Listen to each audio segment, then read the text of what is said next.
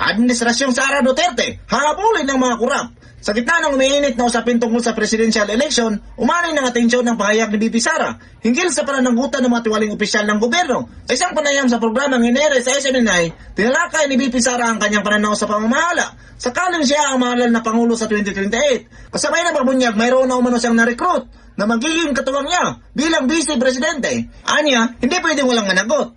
Yung na-recruit yung Vice Presidente, siya ang magpapanagot sa gumawa ng mali sa bayan. Para ako nakatutok ako sa trabaho ng Presidente. Ayon kay VP Sara, ang kanyang umano'y Vice Presidential running mate ay ni-recruit niya noon pang nakaraang taon. Gayon pa man, bilang proteksyon, hindi muna niya ilalantad ito. Ayon sa kanya, ang naturang VP tandem ang siyang mangunguna sa pagsampa ng kaso at pag-aabol sa mga opisyal na sangkot sa katulian, habang siya naman ay tututok sa pamumuno at pagpapatupad ng programa ng gobyerno. Ginawa pa rin ang kasunod ng kanyang hayagang pagdeklara na intensyon na tumakbo sa pagkapangulo sa 2028. Mga kababayan, tandaan natin, ang tunay na anti-corruption drive ay hindi slogan, hindi soundbite, at lalong hindi pang eleksyon lang. Ito ay sakripisyo ng relasyon, sakripisyo ng alyansa, minsan sakripisyo ng kampo. Dahil kapag totoo ang paglilinis, walang pinipiling kulay at walang iniingatang pangalan. Kaya ngayon, hindi lang ito tanong kay Sara Duterte, ito ay tanong sa ating lahat.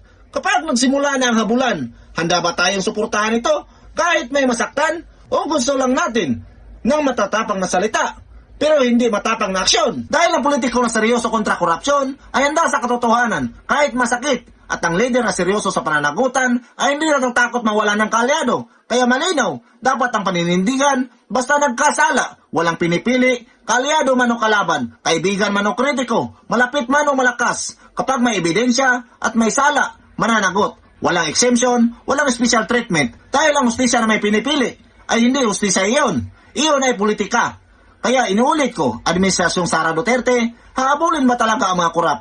Hindi lang kalaban, hindi lang oposisyon, hindi lang dating administrasyon, kundi kahit sino, kahit malapit, kahit makapangyarihan. Mga kababayan, sa 2028, hindi lang ito laban ng apelyido, hindi lang ito laban ng kulay, ito ay laban ng prinsipyo. Ang prinsipyo ay hindi nakikita sa press release. Nakikita ito sa warrant of arrest. Nakikita ito sa pagsampa ng kaso. Nakikita ito kapag walang sinasanto at walang tinatago. Una kay Sara ang pamumuno, mayroon ba siyang katangian na talagang hahabulin ang mga gumawa ng mali sa bayan? May tapang ba siya na panagutin ang mali kahit kalyado o malapit sa kanya? Ito ay tanong para sa ating lahat. Mga kababayan, hindi para purihin, hindi rin para siraan. Ito ay para suriin, para pag-isipan, at para makita natin kung sa 2028, ang gobyernong ipapasa natin para sa bayan ay talagang may paninindigan.